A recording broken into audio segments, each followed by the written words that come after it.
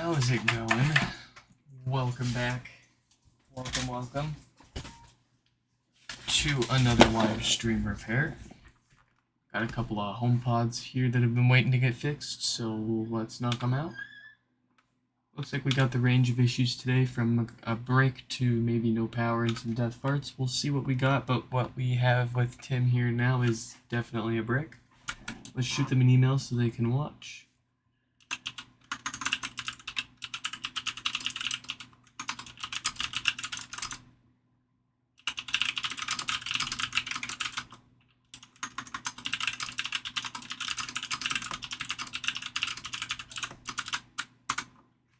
Alright.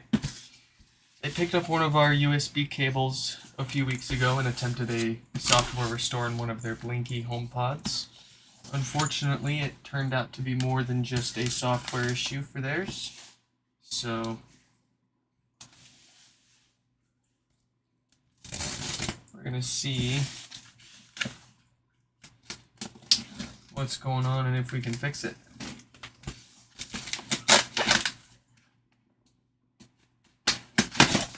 If we can't, I've got a few logic boards I've been stashing up that we can swap those out with no worries.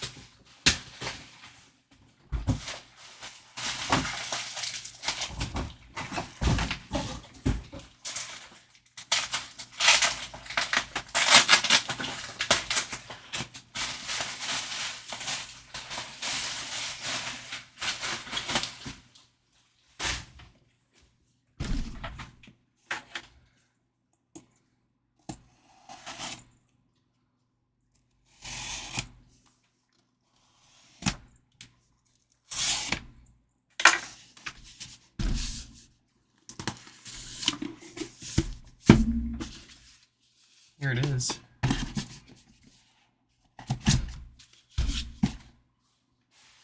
Let's pull their email up and see if they sent us... Yep, they sent us a debug log of their restore attempt, and it says device did not reconnect in recovery mode, possibly invalid IBAC. And I've seen that error a handful of times now.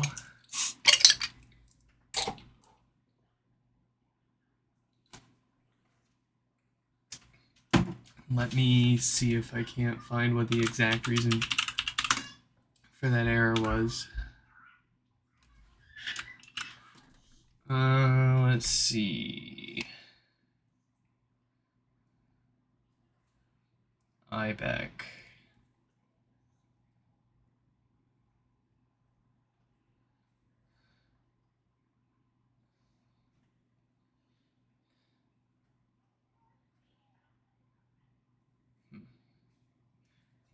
Not finding much on that one, but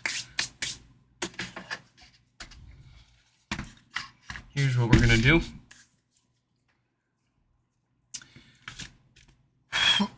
Excuse me. We'll go ahead and attempt a BGA reball on this NAND.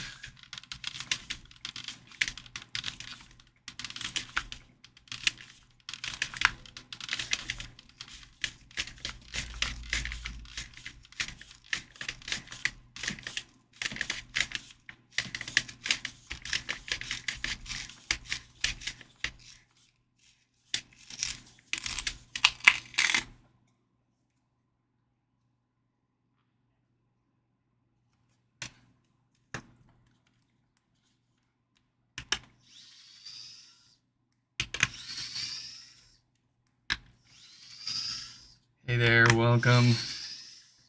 Does the voltage matter when it comes to life and failure of the diode? I've seen generally the diode failure is the same.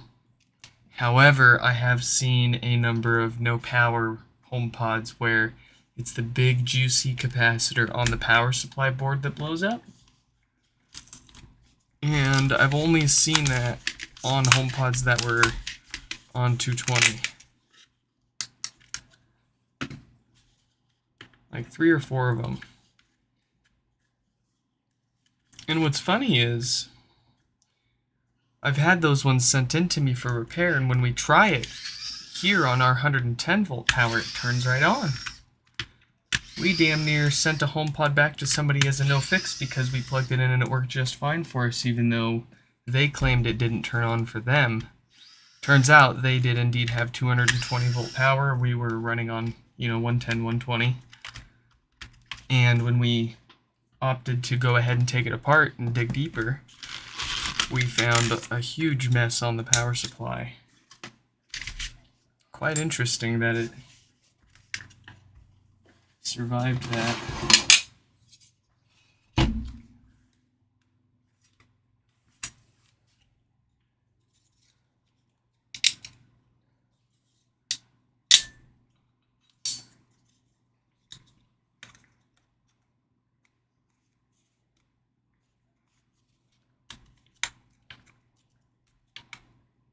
Alright. Let's see what we can do here. If you remember a couple of live streams ago, we attempted to reball another NAND, and we were not only unsuccessful, we ripped a pad off of one of the chips. To my surprise, one of our Discord server members had watched this stream and told me, hey, by the way, the pad you ripped off appears to be redundant, meaning you should be able to reball it and it should work. To my surprise, it did. So one of those boards that we weren't able to save on our previous live streams, we got working again with one of those pads completely missing. It does matter which one's missing, but we got really lucky.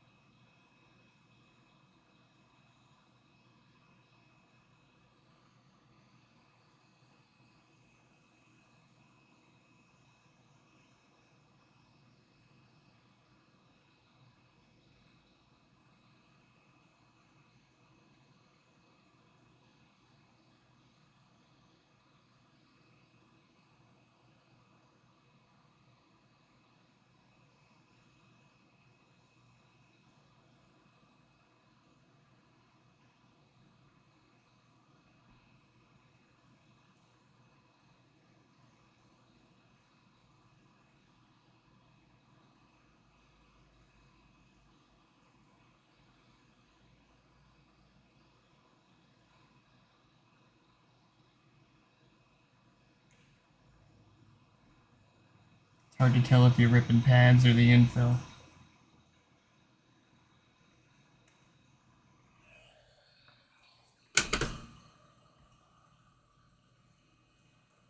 Yeah, it booted up, played music and all that jazz.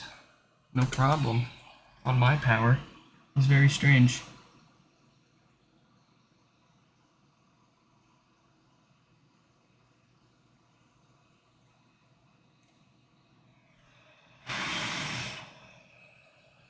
Alright. What is the verdict on this one? Hey. We did good.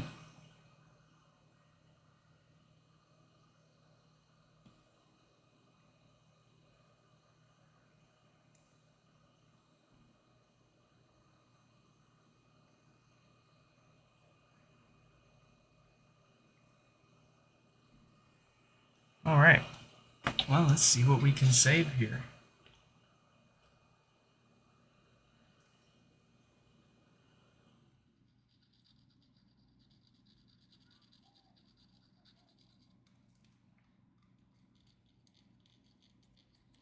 Get some flux on here.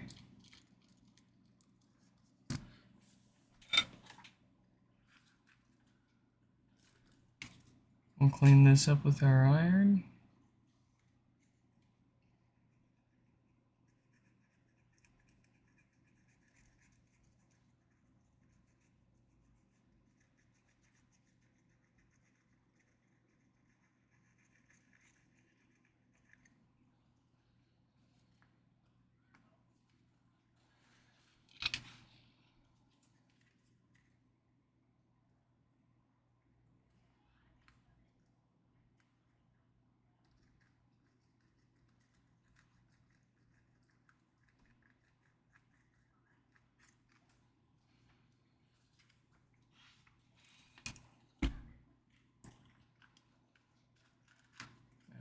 our little guy here.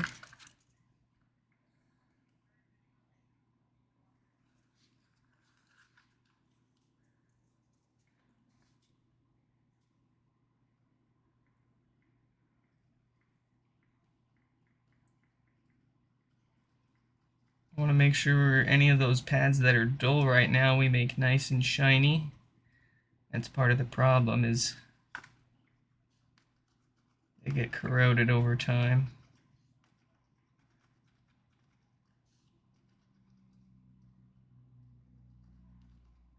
And so just a simple reball, or sorry, if you were to just try reflowing this instead of doing a proper reball, it wouldn't really fix anything.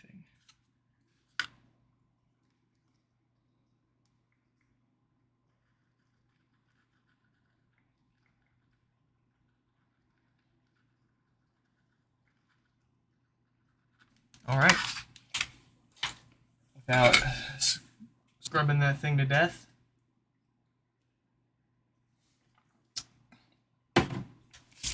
Oh, the fun thing about this is isn't even, we can't even be sure that this is the problem. We just got to try it and see if it fixes it.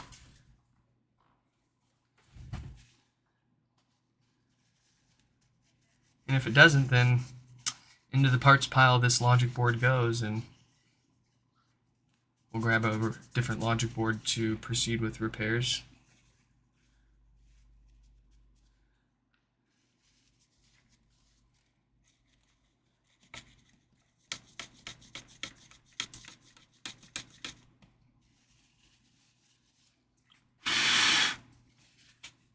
All right.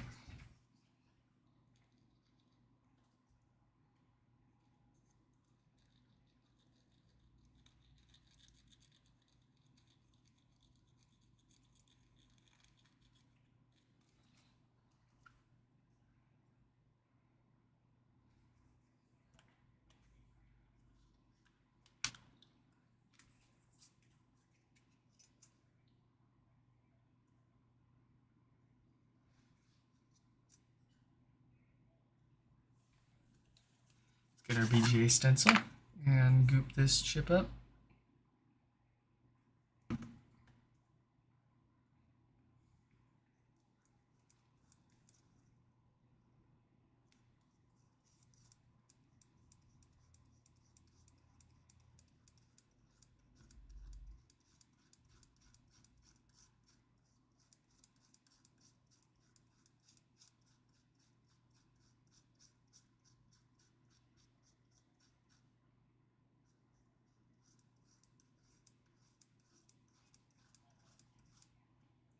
I think that'll do it.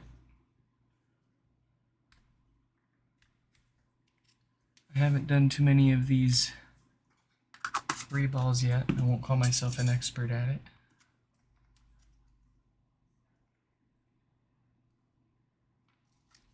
That looks pretty good.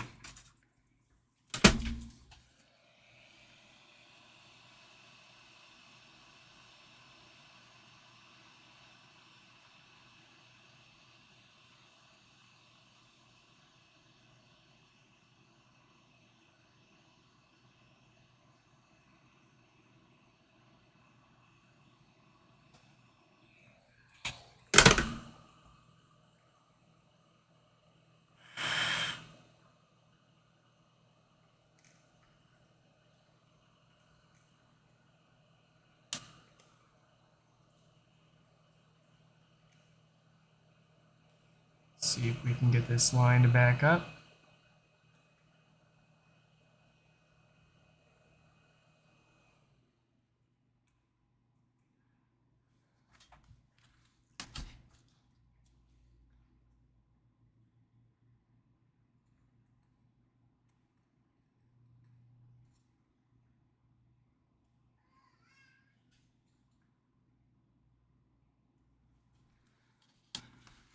All right, that's as good as I'm gonna get it.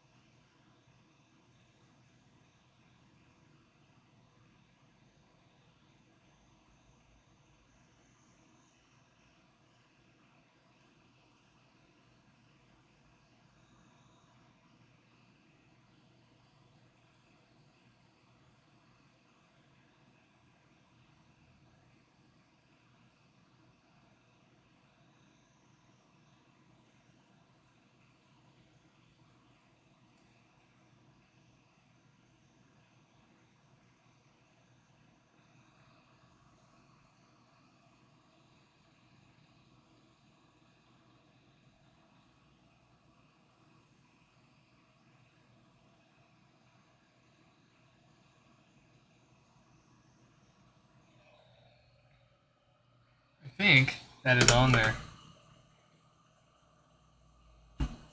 And as a little pro tip for those of you trying to do this yourself, here's how I line this chip up myself without any markings on the board. So at the bottom right corner of the chip, you can see there's a little tiny capacitor right here.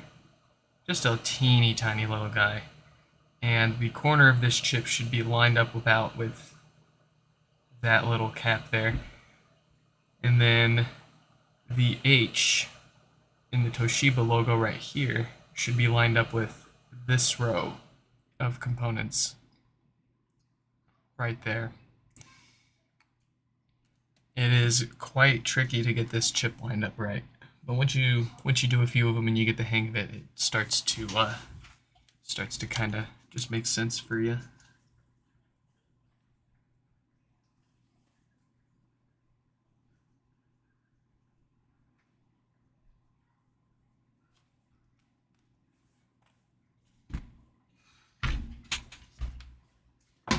It's so wild that, like, out of all, like, the A8 is a CPU and RAM stacked on top of itself, and then you've got the PMIC and the Wi-Fi module. How is it that the NAND of all these things is the one that has BGA problems so consistently?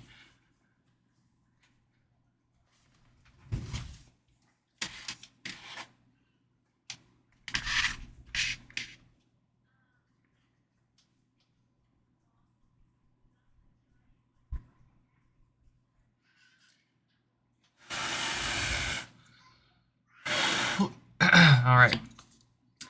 Hopefully that is enough to save this board and we don't have to pull another one out.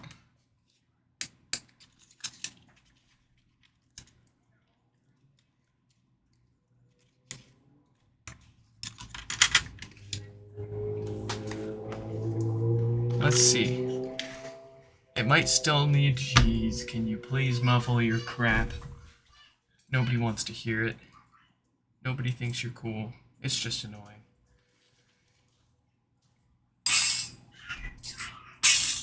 Oh. And, so we might need to try to restore this one again.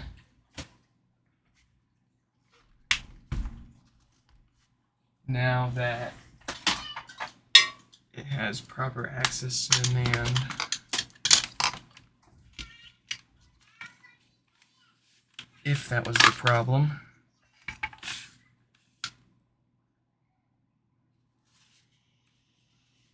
Looks like we'll need to hook this up.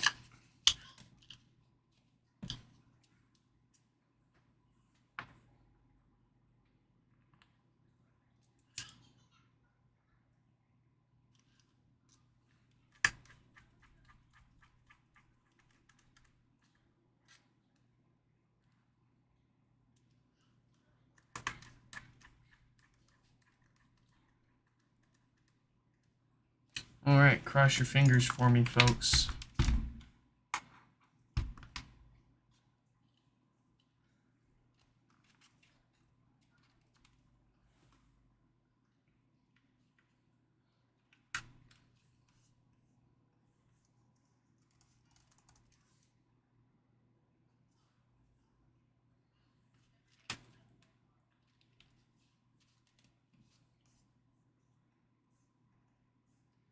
Nope, it needs a new logic board. It's not even toning now.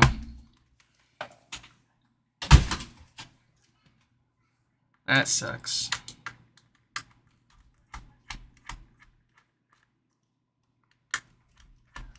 Sucks for me.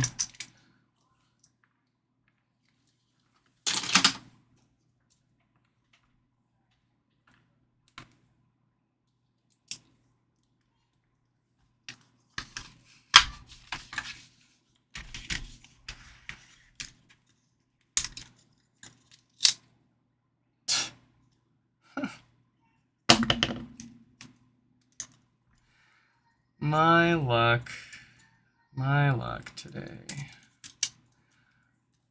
All right.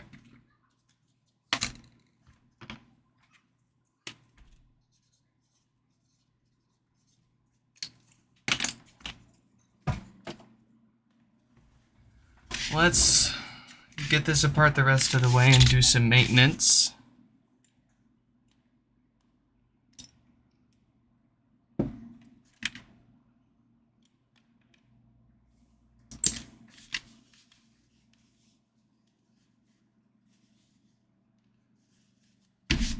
And then we'll put this back together with a different logic board.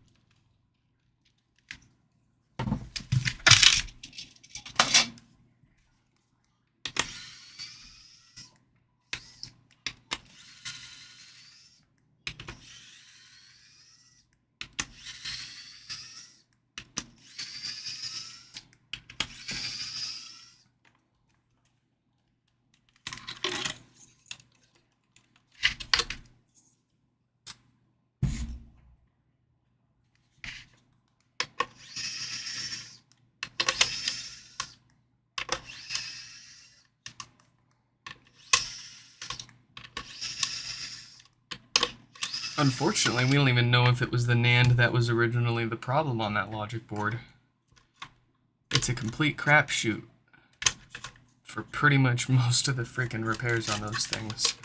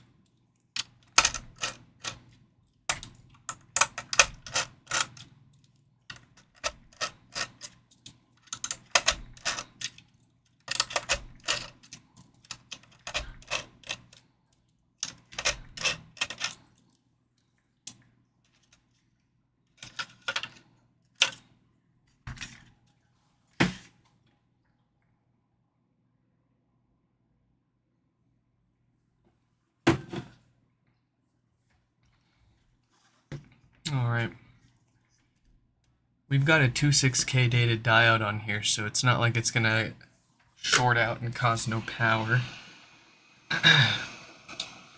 So it looks like for maintenance this one just needs the filters, and we'll replace that subwoofer gasket.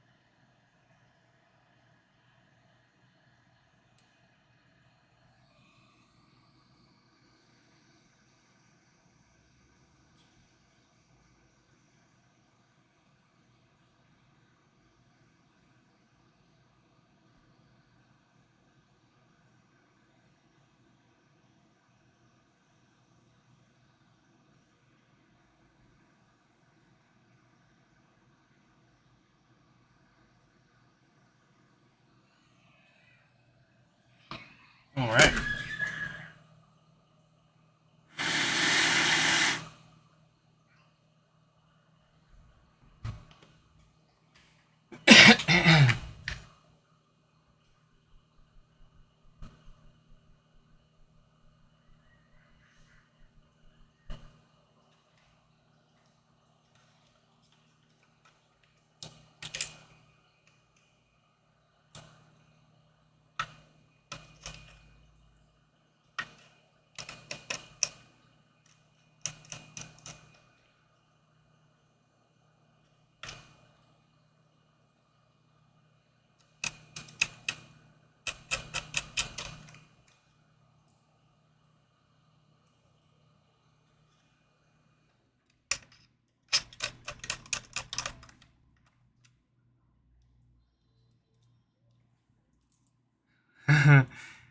How you don't remove the parts nearby. Yeah, it's if you're talking about all those parts around the NAND chip when we were working on the logic board, all of those parts are kind of surrounded by infill, black silicone infill, so they're not going anywhere unless we give them a good hearty nudge. And then it's just surface tension. It's just the surface tension of the solder holding everything else in place. If you don't touch it, it shouldn't go anywhere.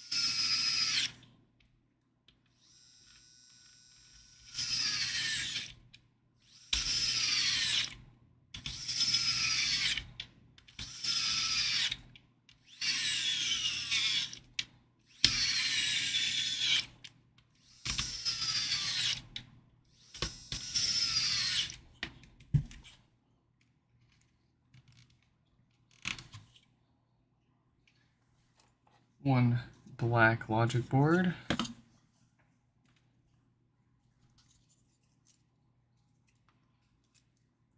Got enough of each now that I can actually pick and match the colors.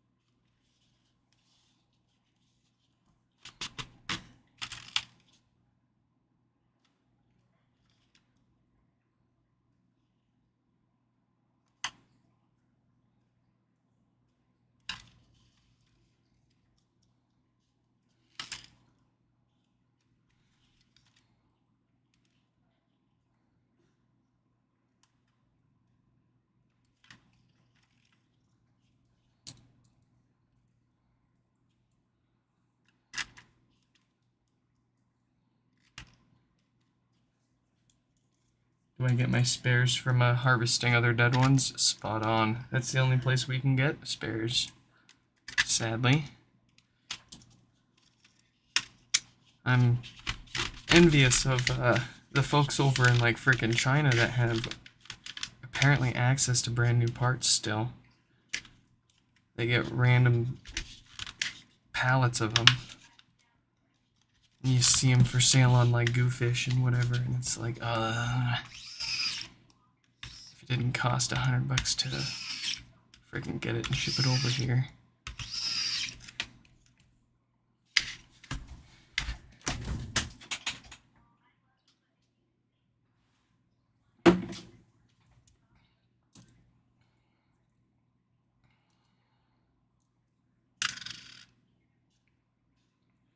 Charge silly prices for some of their parts on that website.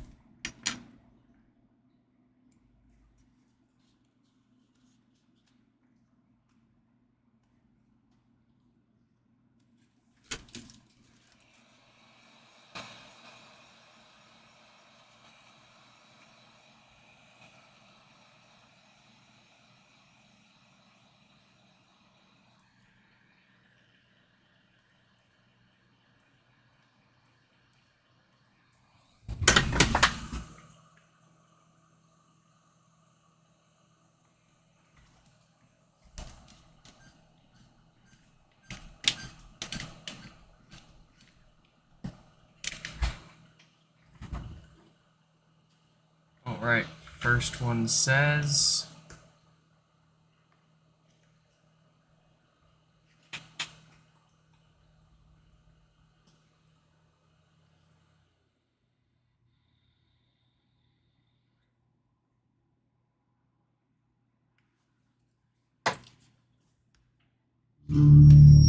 Yes.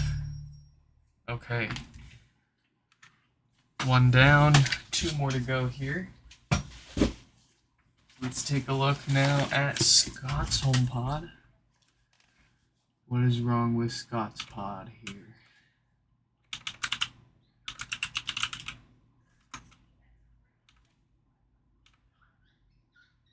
Scott looks like he's got no power.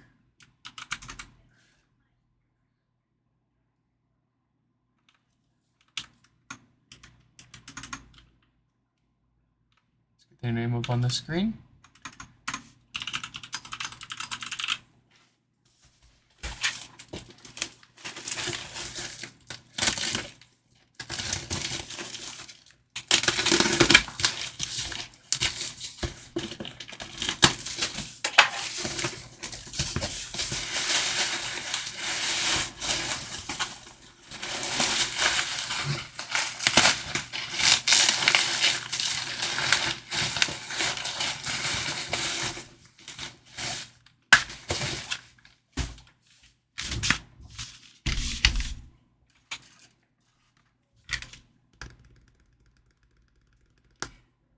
That appears to be the usual dead diode.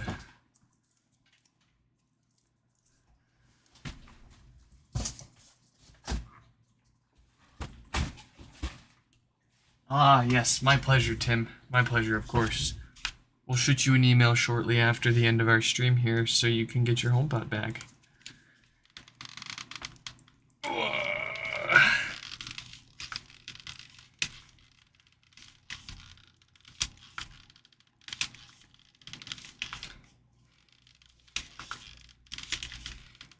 Try not to cut your hand open challenge. HomePod edition. Ooh. Alright, we're safe.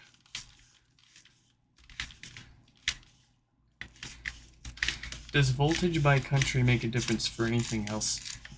That fails. Not from what I can tell.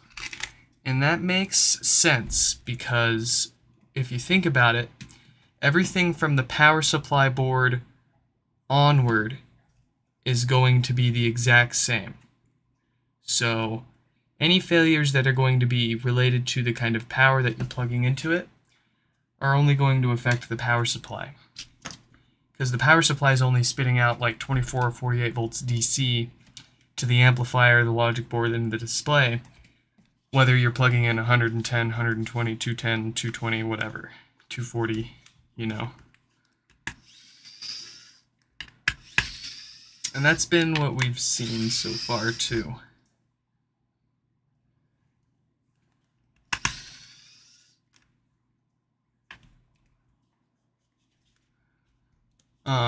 Obviously, you've got the...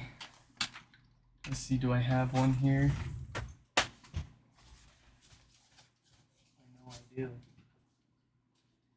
Yeah, here we go. You've got the EU plugs that have the fuse built into the plug, which is really nice. And you don't have to take the whole thing apart just to replace said fuse. There is still a fuse on the power supply inside, but the one in the power cable is supposed to blow first.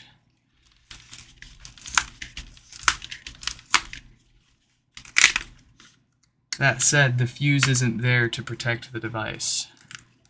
It's there to protect you. So.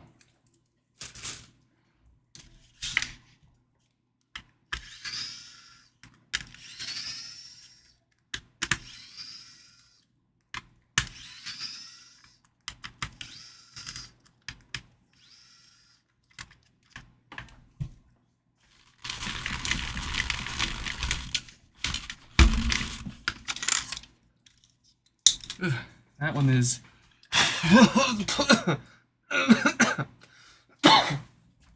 Oof. I don't know if that showed on camera. That's a dusty one. Buddy. Here we go.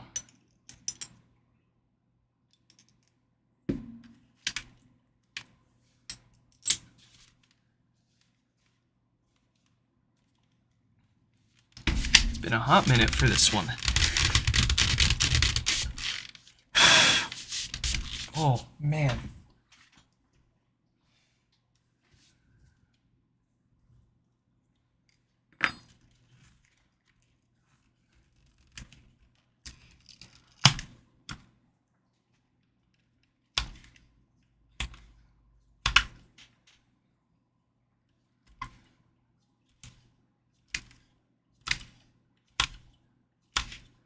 Dusty, dusty, dusty. Like it was in the desert.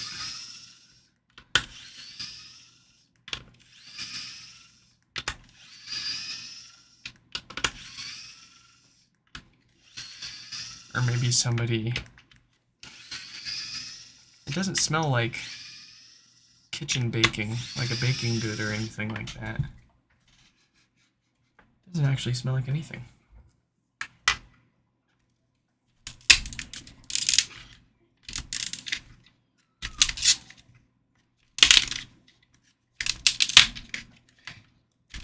It's very gritty though, so it's definitely like dirt dust. It seems.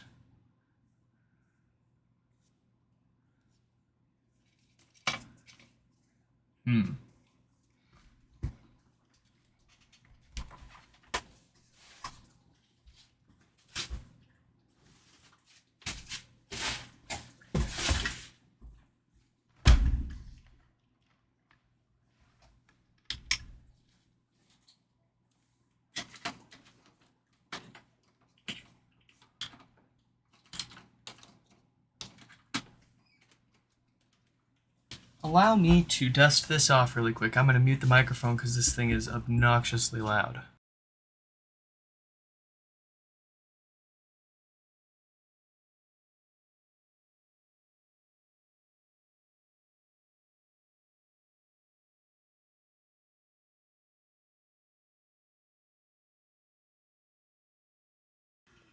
All right.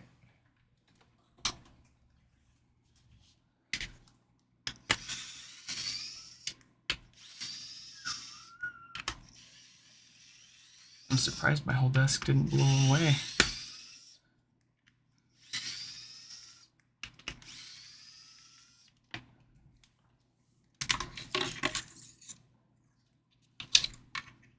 Oh boy, even this gasket.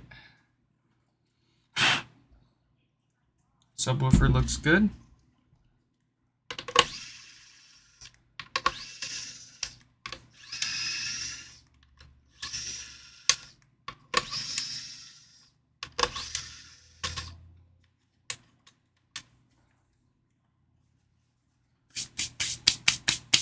Yeah, isn't that strange how it looks just fine on the outside?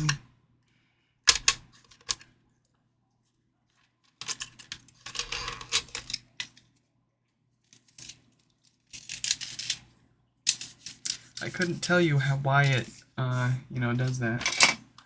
Must have something to do with how they designed the fabric to be porous and as least intrusive to the sound as, or least obstructive to the sound as possible. So it just like lets dust and various larger sized particles pass through with ease. And of course, you've got a subwoofer passing air back and forth through that part of the fabric, so it's going to basically be constantly dusting itself. There's my theory.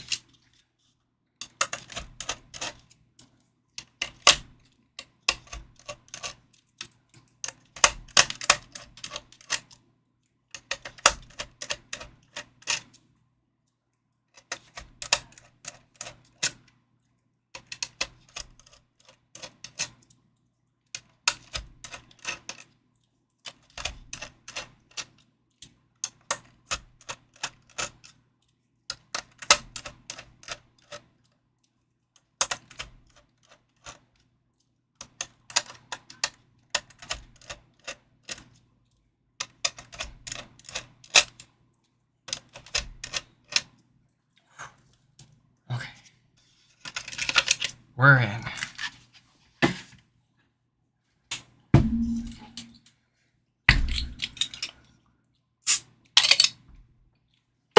Cheers.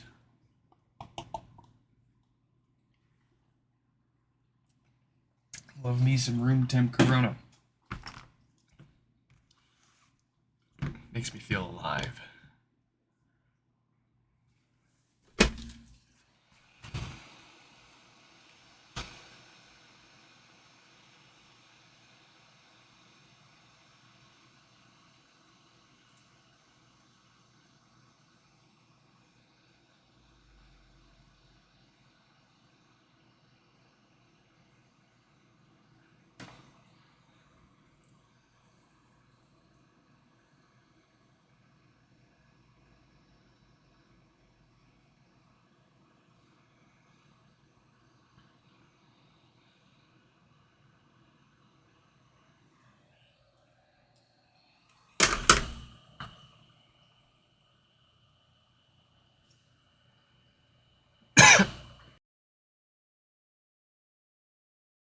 Sorry about that.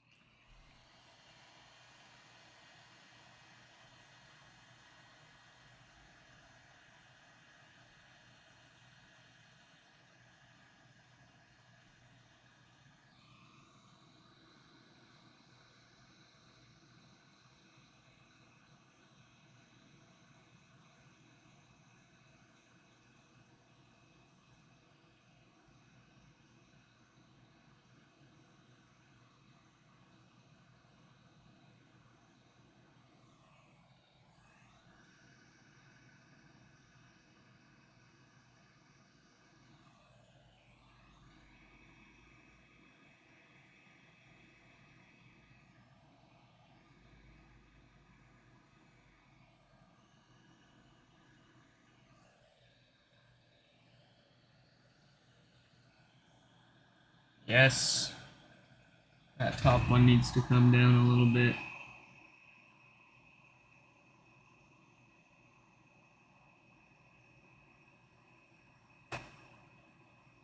All right.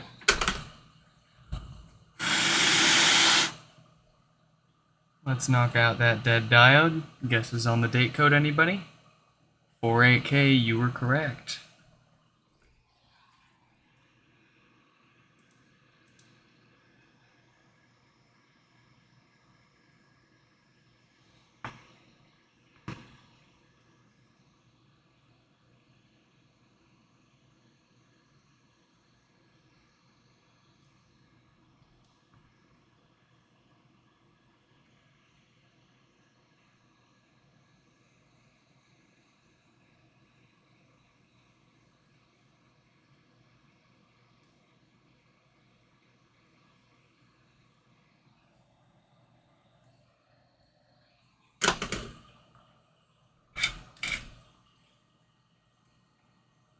What camera do you use to record the above angle? Well, what camera do you use for all the angles? The top camera is a Sony ZV-E10, something like that. The up-close camera, where you see us soldering the boards, is a Makose 4K USB camera. For the Sony ZV-E10 overhead camera, I use an Elgato USB 4K capture card. And then the tool camera here is a Galaxy Note 8. The side camera here is an iPhone 12 Pro Max.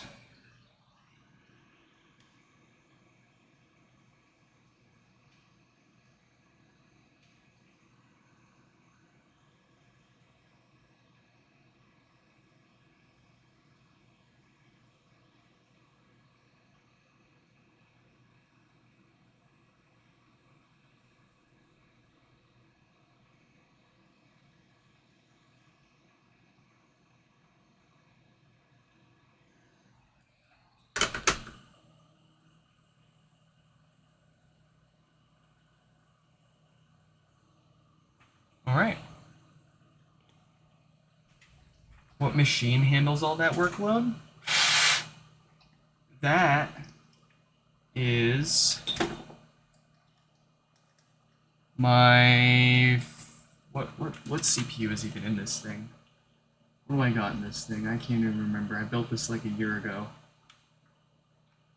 It's got a Ryzen 5 5600G,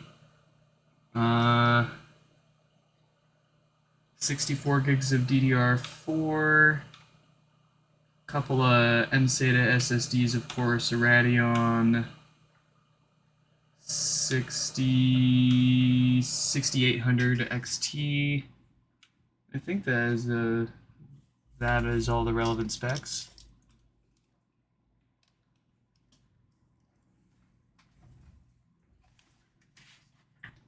And I mean, this machine's not breaking a sweat.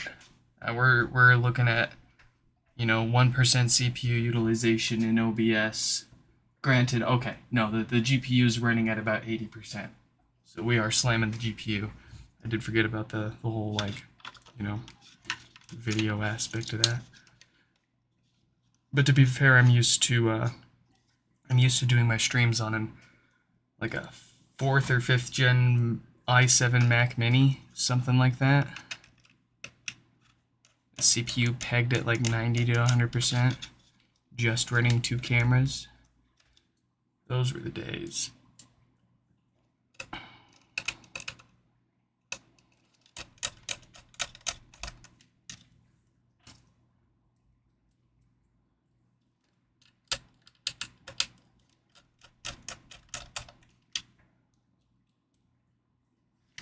Oh, if I could afford a Mac Pro, or if my MacBook Pro had enough native I/O to do everything that's plugged in, I'd be all over that, you bet. I am so sick of, like, the only thing I use this desktop for these days is streaming. And it is so tempting to get a Mac for that because I'm so sick and tired of all the Windows crap. Turning it on and, oh, I guess I gotta wait 10 to 20 minutes for it to update. I guess it's updating now.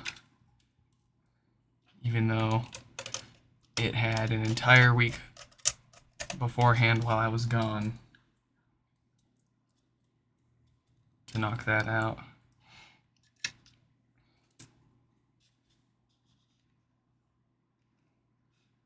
I don't see why I couldn't do it all on a Apple Silicon Mac. I just don't have enough I/O for it. I'd have to get a dock, and I personally, once you start cramming more than a single 4K video stream through a single USB port, you start experiencing random problems like cameras lagging or dropping in and out. That's why I like dedicated desktop for the streams. Just a full-blown horsepower with all the I/O that I need. All the native I/O. Not a whole bunch of daisy-chained and docked and dongled crap. That's where you start having random weird problems. But if I could get my hands on a Mac Pro for a good price, that'd be sweet.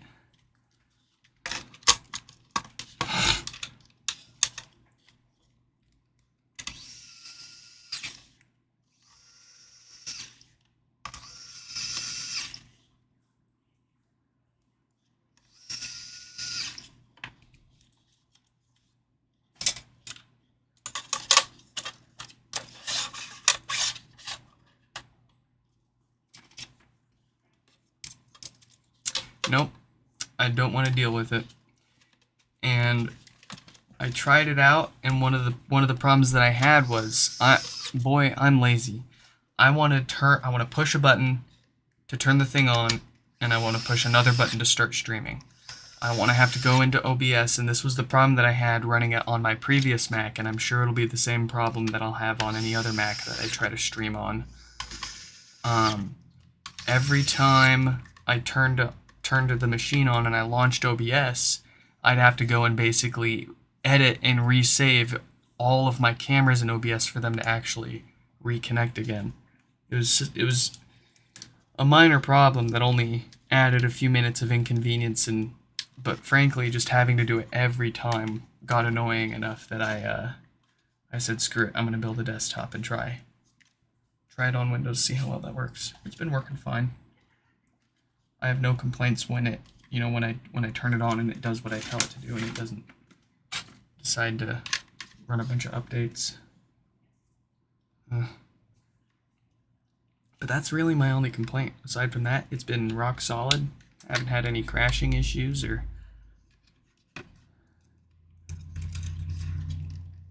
driver issues of the sorts.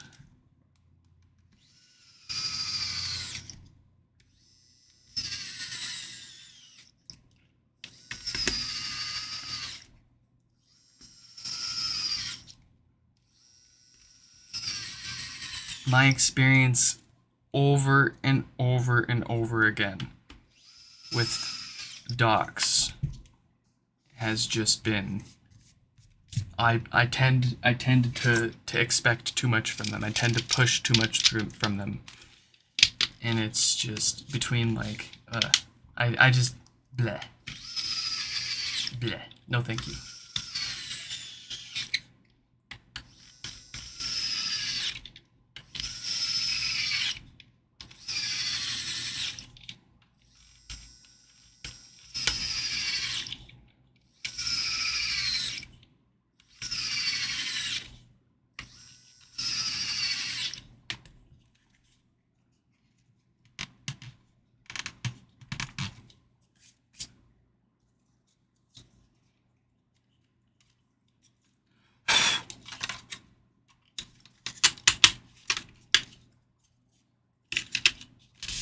So gritty.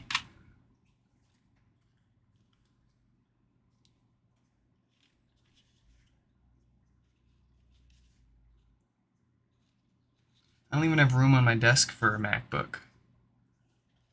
I guess I could get one of the vertical things, and no. I don't like having one machine to do everything. I like having a dedicated machine for streaming. I like having a laptop for working in the living room and on the go.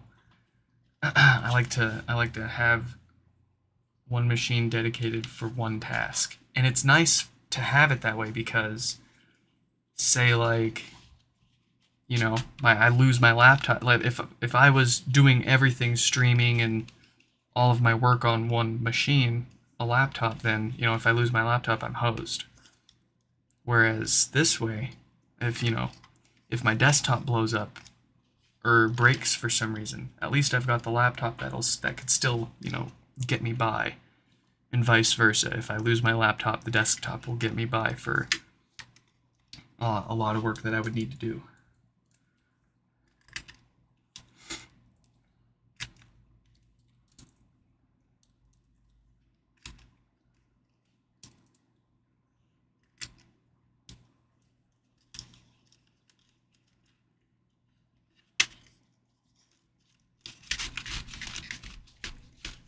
But as far as I/O, I'm just a bit of a freak, and there's something that just doesn't sit right with me with having to dongle and dock it all up to make it work. I would rather I'd rather have a purpose-built machine that I can directly plug everything into.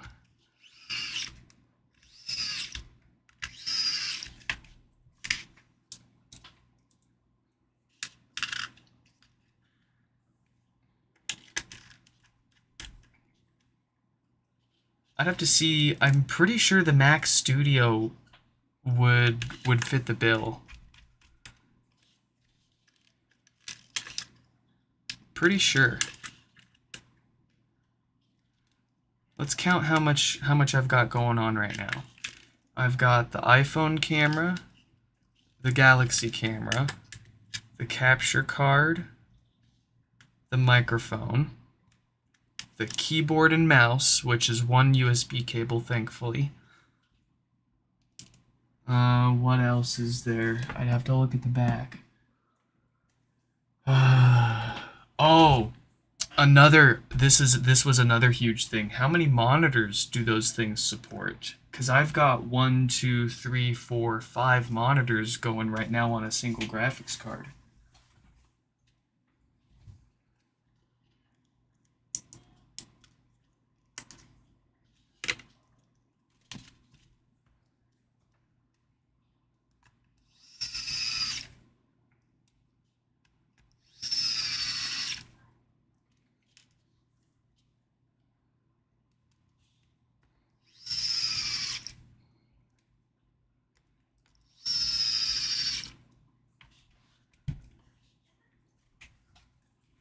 Oh, and I forgot, one of those monitors is touch too, so there's a USB cable for that monitor as well. And then a USB cable for 2 of the other monitors, because they do have USB hubs. And I don't have a problem using like USB hubs for quick stuff like flash drives and portable media. You know, plug in and disconnect, you know, things that I'm going to be moving around frequently and don't need, you know.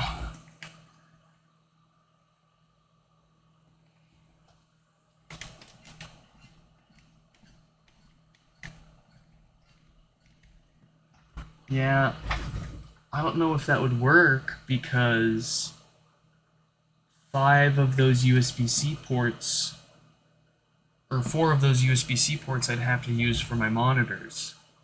You'd get 1 for dedicated HDMI, so that'd be all 5 of my monitors, but I would still only have 4 USB-C ports left.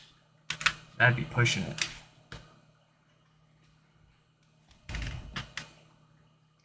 Close.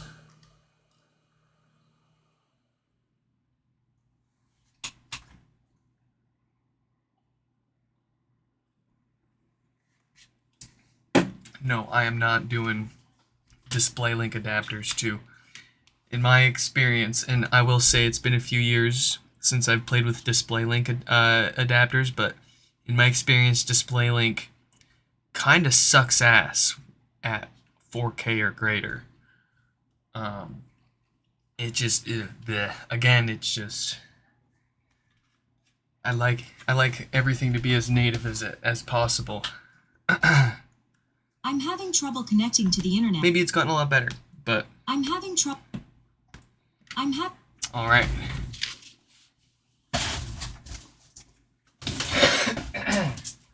We've got one more from a Jordan here.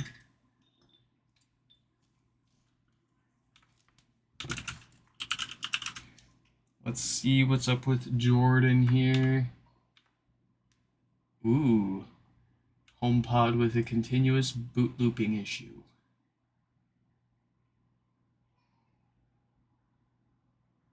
All right.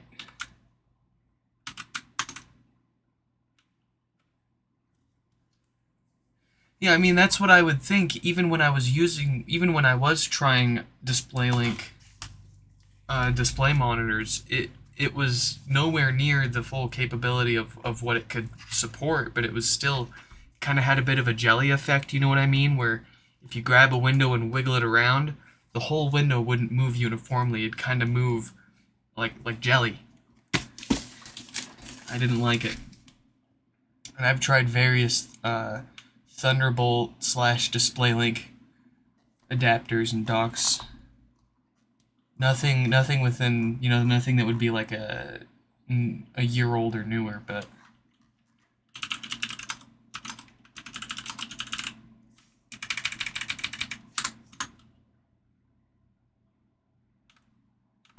all right. So the last one we're going to look at here is Jordan's with boot looping issues. We'll see if it takes a USB restore. We'll see if that's all it needs. They already gave us the go-ahead. If it needs more than that, we can just do what it needs to get it fixed. So, if I can get this box open.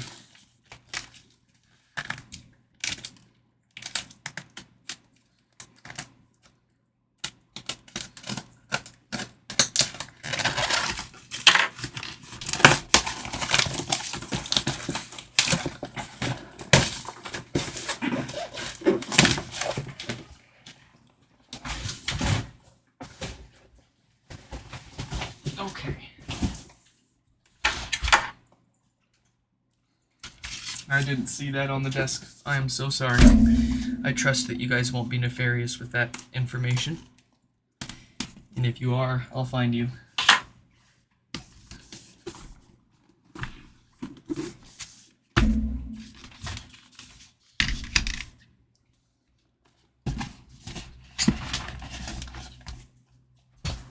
Oh, it's funny. I was just watching like a Northridge repair video the other day, and like they were showing that something that they fixed was actually working, and it just had the dude's full first and last name and contact info up on the screen, and I was like, oh, been there.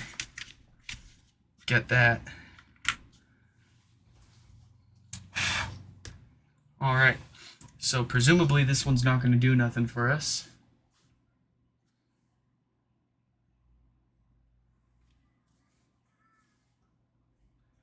You could easily run all your displays on one Thunderbolt 4 port with the dock without issues. I would be willing to bet you on that. I'm like a malfunction magnet. But I don't have the money to throw around to prove me right or wrong.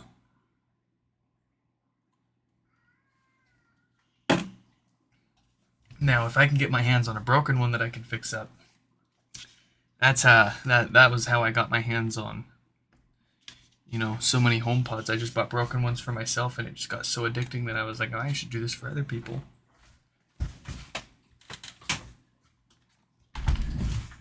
Looks like we're going to be breaking out the Mac and trying a restore here. Let's get that base off. Base! Base. We'll protect our plastic top with our top cap cover. Part of our new table dock. Speak of the devil. Here she is. Let's get that put on.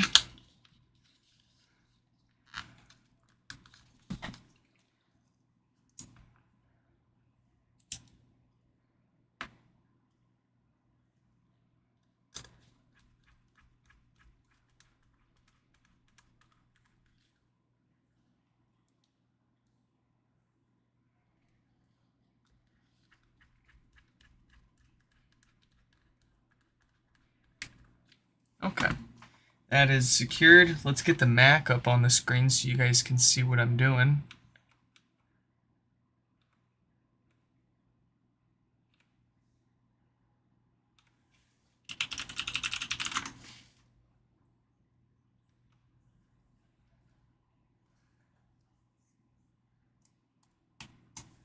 There we go. And I'm feeling fancy. Let's go ahead and get the UART logs up in here while we're at it.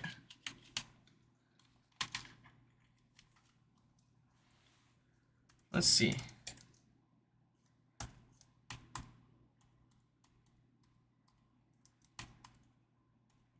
All right, what I really want is for you to come up here, and I want you to squeeze down there. And then this is Gasterpone. It's already waiting. Oh, here, hold on. Doop-a-doo, doop-a-doop-a-doop. Let's get that over here. Let's get that over here. Let's get that up there. All right. So this is Gasterpone. It's waiting for us to power on the HomePod. Before we do that,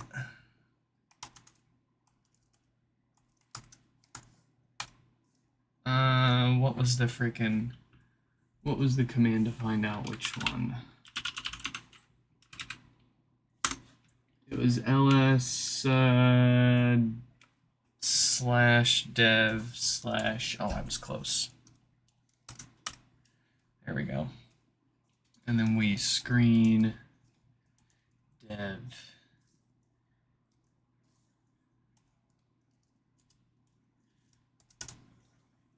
There we go. So we are now on the top terminal window looking at the UART adapter's console logs.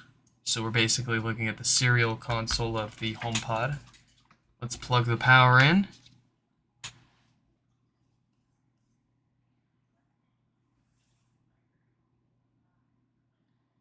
And And so it's got Gaster pwned. Let's go ahead and Gaster reset, iDevice restore. Let's see what it does.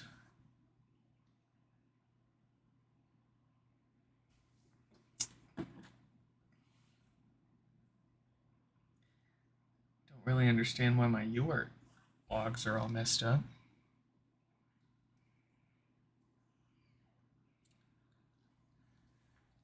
Why is that?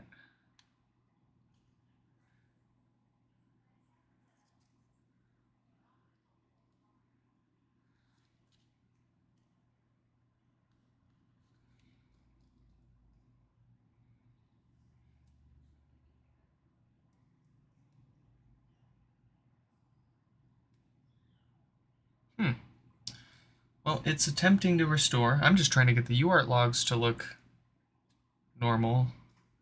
And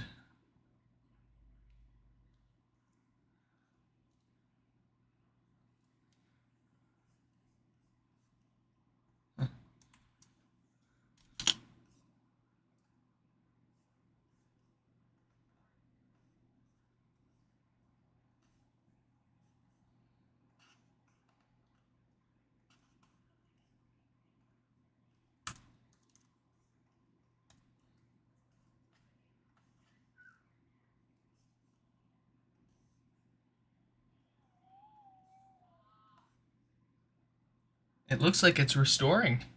Very nice.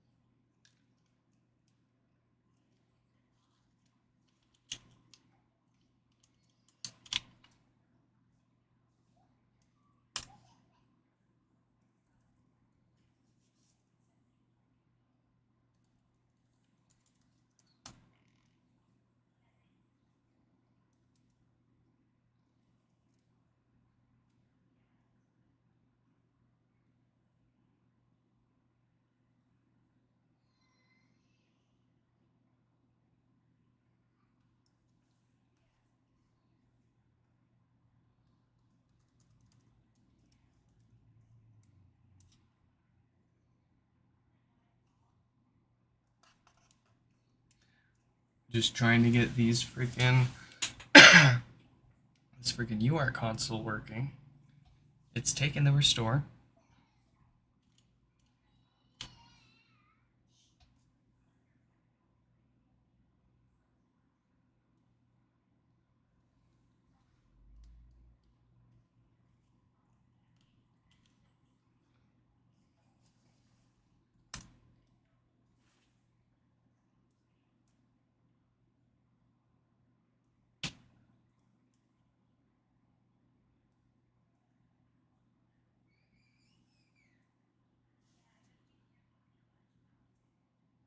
Why not Hackintosh it?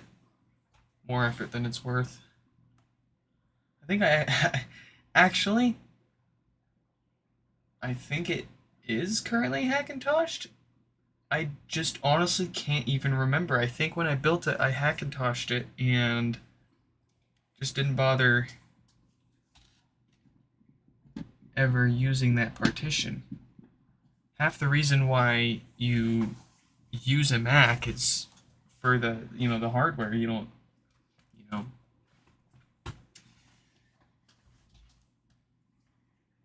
build with inferior hardware and put the. I'm just kidding. Yeah, no, there's nothing stopping me from Hackintoshing it, assuming it isn't literally still on there and I just haven't used it and totally forgot about it. Other than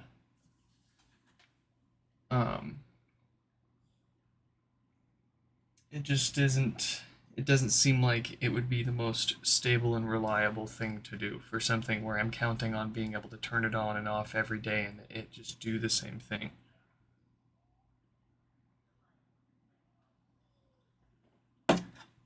Hackintosh is just not something I would recommend my mom go and do. It's not something I would recommend my typical friend go and do. Certainly something that I could tell somebody that's into tinkering and DIY to do for like a funsies project, and I mean maybe even use it as a serious daily driver, but it's you know, for something that I need to be able to turn on and just work without having to mess with it, I'd rather not rely on a Hackintosh and spend an hour or two trying to get it working again right before my 2 or 3 hour repair stream.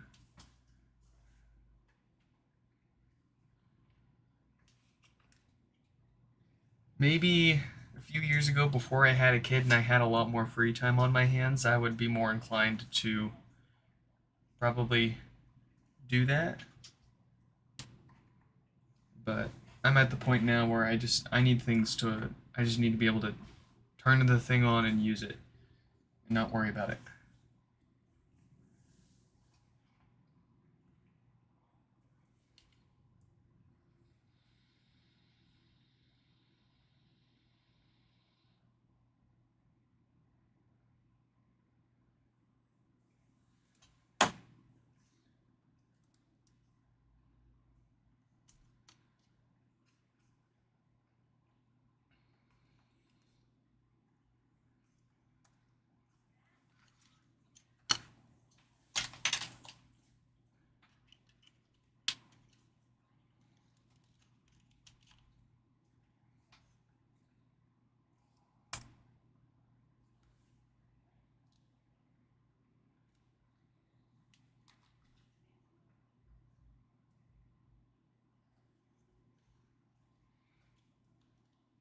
I just don't understand. I had this UART working earlier.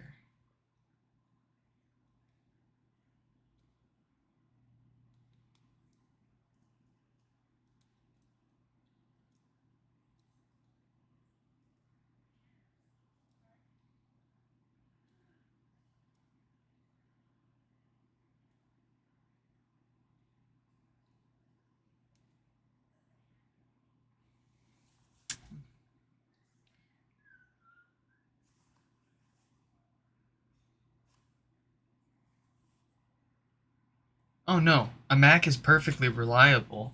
A Hackintosh is not the same thing as a Mac. A Hackintosh is not something I could call perfectly reliable. And it's certainly possible to get a Hackintosh perfectly functional and reliable, but those are two huge caveats to have for a Hackintosh: functional and reliable. And it takes a lot of effort with certain hardware setups to get that to a fully functional and reliable state. And then something might just break. And that's again my experience. It's been a while since I've played with that kind of stuff. I got it booted up on my desktop.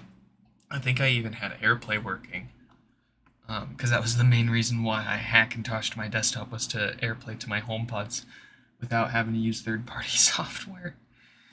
Wow, what a way around it. I think some of the issues I had, it was kind of iffy with the display support and the I/O support. But the motherboard that I have in this machine and the general hardware setup is a pretty good setup for a Hackintosh. Apparently, because it's got native Thunderbolt. It's got Thunderbolt 3. And I did get that working on my Hackintosh OS, if I remember correctly. How would you have run your setup on the Trashcan Mac Pro? The Trashcan Mac Pro has a surprising amount of I/O for its size. Don't get me wrong.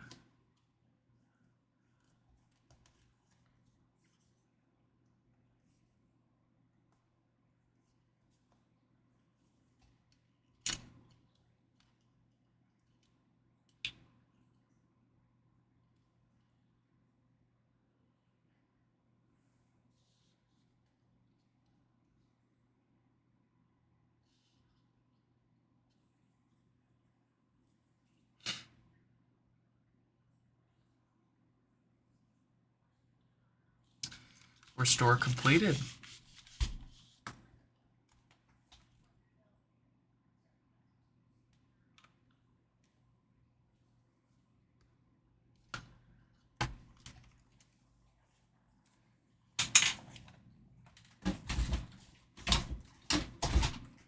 I will say it would be nice to have a Mac as the main streaming PC, because then I wouldn't have to break the Mac laptop out every time we want to restore a HomePod.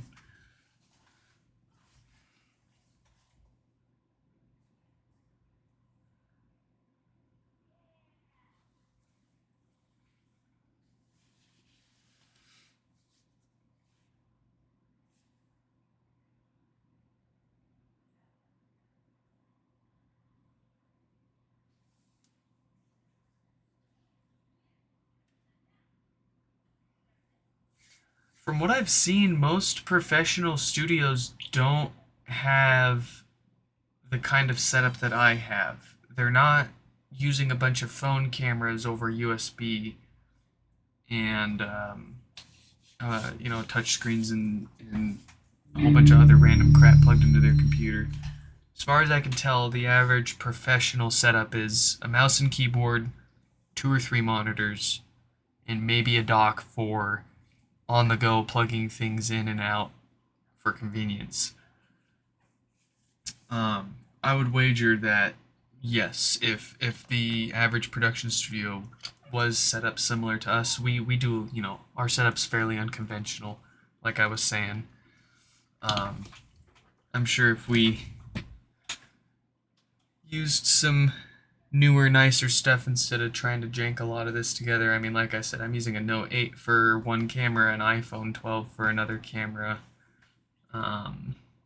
We got the 4K USB camera here. We got the 4K capture card camera there. We've got 5 monitors plugged in. Do I have a trash can? I would love a trash can, but I don't. I would love to have a trash can Mac Pro, but not yet. They're just about at that price where I can justify getting one just to collect. It would be way too much of a downgrade in hardware spec for me to consider replacing my streaming desktop with a trash can Mac Pro, though, unfortunately. Oh geez. Well, actually, that's all that we have to fix today. Would you look at that? Yeah, they're using like 100 audio interfaces. Audio is a completely different thing than video, let me tell you. And let me tell you, okay.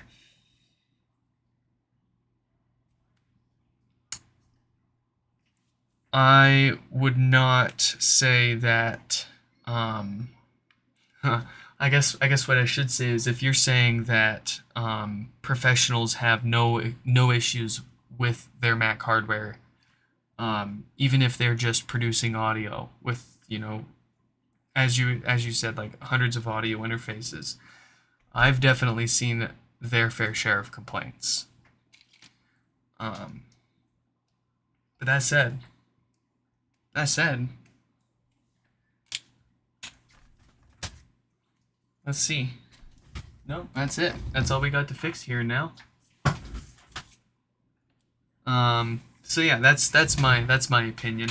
I would say, and just to be clear, right? Like, I would still put most of the Mac hardware at the top as far as reliability and stability and functionality for video and audio production.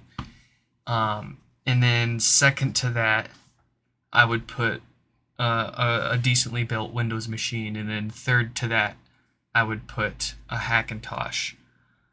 Fourth to that, actually, where would I put like a Linux streaming, like a Linux machine? Where would I put that? I'd put that somewhere probably between the Windows and Mac setups. I would wager a bet that the Linux setups would be more robust and reliable than the Windows ones, but they probably still need a little more love and attention on occasion than the Mac setups. But that's all, my opinion.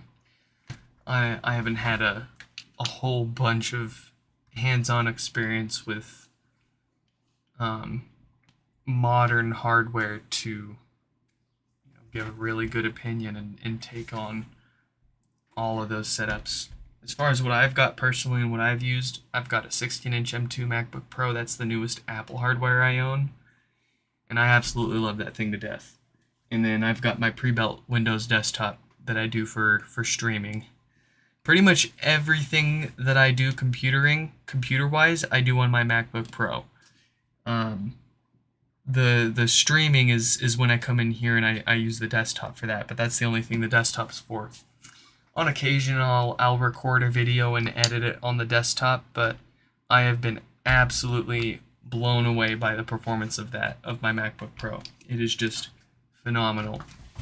And I would be willing to give like a modern Mac a try for my video and audio production here. But the last time I tried it was like I said, it was like a freaking 4th Gen i7 Mac Mini. So, and then since then it's been the occasional docks and dongles that I've had pass through my day job that I've had the chance to play with, and more often than not, I play with it for an hour or two and then I give it back to my IT team because I'm like, I don't like this any more than, like, it works worse than what I've already got. So I'm just gonna keep using what I got. Here you go, give it to someone else.